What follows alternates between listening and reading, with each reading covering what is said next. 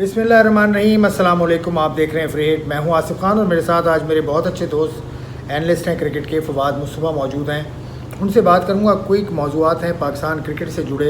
एक तो आप सुन ही रहे हैं रमीज़ राजा साहब को, जो कि रैम्बो ज़्यादा लग रहे हैं, रैम्बो उनका निकनेम भी है। अपने यूट्यूब पर भी वही कंटेंट डालते हैं जो पीसीबी की तरफ से वो शाया कर चुके होते हैं। बहुत ज़्यादा एग्रेसिव हैं। क्या एग्रेशन उन्हें कुछ दिला पाएगा? सीरियस बात होगी। Financial model of the PCB, उसका क्या हाल होगा वो कल पता चलेगा आपको। पीएसएल के ओनर्स मिल रहे हैं रमीज़ राजा से और अपनी ग्रीवेंसेस वो रखेंगे। सबसे बड़ी ग्रीवेंसेस है फाइनेंशियल मॉडल। ये होता क्या है फाइनेंशियल मॉडल, पहले तो आपको फवाद समझाएंगे और फिर कल की मीटिंग से क्या हासिल कर सकता है पाकिस्तान फाइनेंशियली। जनाब देखिए, हम आसिफ बात कर रहे हैं स्पेशली जब से ये 2 टूर कैंसिल हुए हैं न्यूजीलैंड और इंग्लैंड के, कि किस तरह से अपनी क्रिकेट को और जो कुछ भी पाकिस्तान क्रिकेट के साथ हो रहा है उसको बेहतर कर सकें। तो उसमें एक जो बात बहुत ज़्यादा जिसका जिक्र हुआ कि जी हम पीएसएल को किस तरह और बेहतर कर सकते हैं, कि और जो फॉरेन प्लेयर्स हैं आ रहे हैं, बट जो ए ग्रेड प्लेयर हम कहते हैं कि जो अक्सर आईपीएल में जा रहे होते हैं और हमारे यहाँ नहीं आते, वो कैसे लाए जा सकते हैं। अच्छा, उसका तरीका, एक सिंपल तरीका ये है कि और ज़्यादा पैसा डाला जाए। अच्छा, पैसा अगर हमने बढ़ाना है तो उसके 2 ही तरीक़े हैं। या तो किसी तरह से फ्रेंचाइज ओनर्स को तैयार किया जाए कि वो इन्वेस्टमेंट करें, या पीसीबी कोई ऐसी रास्ता निकाले कि उनकी तरफ से इन्वेस्टमेंट आए। या नए इन्वेस्टमेंट क्यों करें पीएसएल फ्रेंचाइज? वो तो अभी तक 6 एडिशन हो चुके हैं, उसमें वो नुकसान में जा रहे हैं। 6वां एडिशन बिल्कुल। तो बट मेरे ख्याल से मुझे लगता यही है कि बिकॉज रमीज़ को थोड़ा बहुत अंदाज़ा ज़रूर है, पीएसएल जब से शुरू हुआ है वो उसके साथ हैं, और जो भी फ्रेंचाइज ओनर्स के मसाइल हैं उनसे ज़रूर गाहे बगाहे जिक्र ज़रूर करते होंगे। तो तरीक़ा एक ही है कि जी पीएसएल देखे कि क्या किस तरह का उनका प्रॉफिट आ रहा है पीएसएल से, एंड ओवरऑल उनकी जो इस साल का अगर पीएनएल निकलता है अब तो ऑलमोस्ट आने वाला होगा इस फिस्कल ईयर का, कि किस पोजीशन में कितना वो पीएसएल में इन्वेस्ट कर सकते हैं। आई डोंट थिंक कि फ्रेंचाइज ओनर जो हैं इस पोजीशन में कि पैसे लगाएं, ऑलरेडी लॉस में मेजॉरिटी चल रही है। तो उनसे ये कहना कि जी हम पीएसएल को बड़ा करना चाहते हैं और आप इन्वेस्टमेंट करें, मुझे नहीं लगता ऐसा वो करेंगे। और प्लस रवैया भी अपना दुरुस्त करना होगा। पिछले रजीम के दौरान यही मसला था फ्रेंचाइज को कि बात इस तरह से पीसीबी करता है कि आप नहीं करना चाह रहे तो आप छोड़ दें। नहीं कहा गया इस तरह से कभी बिज़नेस होता नहीं है, इस तरह से करना भी नहीं चाहिए। और कभी अगर आपने बिज़नेस को बढ़ाना है तो जो आपके स्टेक होल्डर्स हैं उनको आप साथ लेके चलते हैं। अच्छा, मैं ये बता दूं सुनने वालों को कि तजियाकार ही नहीं बल्कि फाइनेंशियल एक्सपर्ट भी हैं। 20 साल 22 साल काम किया है इन्होंने, ये हवा में बातें नहीं कर रहे।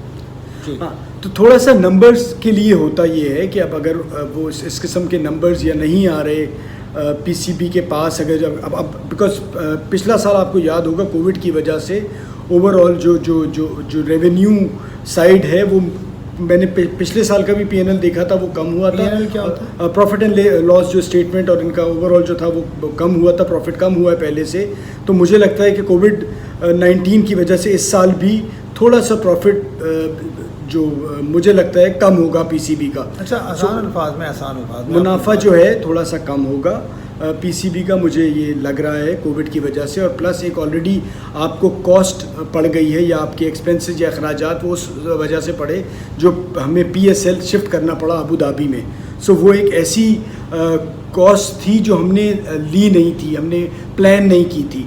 सो अब अगर आपके ऑलरेडी मुनाफा कम हो रहा है और उसके बाद ऊपर से ये कहा जाए कि जी आप और ज़्यादा, तो वो नंबर देख के अच्छा, अब क्या करें? पीसीबी को भी हिस्सा डालना चाहिए जी। मेरे ख्याल है 50% of the fees should be paid by the PCB at least for this season. देखिए आसिफ, मेरे ख्याल से एक तो देखिए सबसे इम्पोर्टेंट चीज़ ये है कि डॉलर आपका बढ़ रहा है। जिस वक्त पीसीबी फ्रेंचाइजेज ने इन्वेस्टमेंट किया था शायद 104 रुपये का डॉलर था, तो आप सोचें 170 पे खड़ा है, तो आप ऑलरेडी सोचें कि जो उनकी फ़ीस है उसमें कितना इजाफा हो चुका है। सो उस बारे में सोचना चाहिए, उनको किस तरह से साथ लेना चाहिए, और एक टाइम के बाद अब उन्हें भी मुनाफा चाहिए। अच्छा देखें, आपने बात की ना फाइनेंशियल एक्सपर्ट हैं, आपने वो पॉइंट पकड़ा जो कि बिल्कुल सच बात है। अंदर के फ्रेंचाइज के ओनर से जो मेरी बात हुई, नदीम उमर साहब तो खुल के कहते हैं, उन्होंने कहा कि हम डॉलर रेट की वजह से ही परेशान हैं। सलमान इकबाल साहब भी यही कहते हैं, बाकी भी यही कहते हैं डॉलर रेट को ये लोग चाह रहे हैं कि एक कोई फिक्स कर दें, बिल्कुल एक जगह फिक्स कर दिया जाए ताकि उनकी भी आसानी हो, और साथ साथ अब उनको भी बताया जाए कि जी ये तो आप कर रहे हैं, अब ये पीसीबी इन्वेस्टमेंट करना चाहता है, ये हमारे टारगेट हैं, हमने मिल के साथ काम करना मिल के करना होगा। अब जल्दी से जी। मुझे आखिरी बता दो कि पीसीबी चेयरमैन ये कह रहे हैं कि इससे नहीं खेलेंगे, उससे नहीं खेलेंगे। अगर नहीं खेलेंगे तो पैसे कहाँ से आएंगे? वैसे ही इतना लॉस हो गया। एक मोहतात अंदाजे के मुताबिक इन दोनों सीरीज़ की वजह से 40 करोड़ रुपए का नुकसान हो चुका है पीबीसी की रिपोर्ट के मुताबिक। देखिए, उम्मीद ये है कि वेस्ट इंडीज़ आपके पास आ जाए। दूसरा साथ साथ ये कि आपने देखिए आज सिर्फ खेलेंगे नहीं खेलेंगे, अब तो एक रीत पड़ गई है, इंडिया इंग्लैंड का टूर छोड़ के चला गया, आपके यहाँ से सिक्योरिटी का रीज़न गया और 2 टीमें आके चली गई।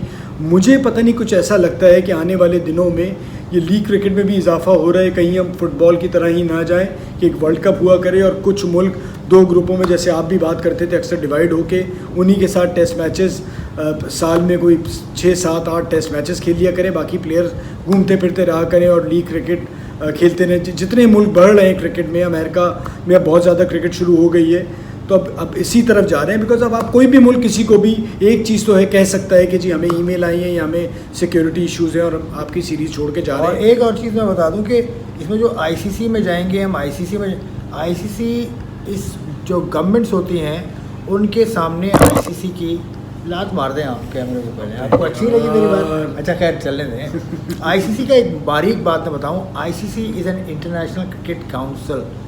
आईसीसी अपने मेंबर ममालिक पर कभी भी इम्पोज नहीं कर सकता, और अगर किसी भी मेंबर कंट्री की गवर्नमेंट कुछ कह देती है तो ICC has to abide by that. Ji.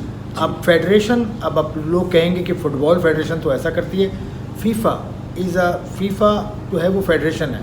Federation and council का फ़र्क ही है कि फेडरेशन इम्पोज कर सकती है, काउंसिल इम्पोज नहीं कर सकती है। बहुत बहुत इंपॉर्टेंट बात है ये। और सदर कौन है आईसीसी का? भारत से हैं जी वो। हाँ। बस चलें इसी तरह चलें, करते हैं। Thank you. शुक्रिया आपके देखने का। आप सब्सक्राइब भी कर सकते हैं। खुदा हाफिज़।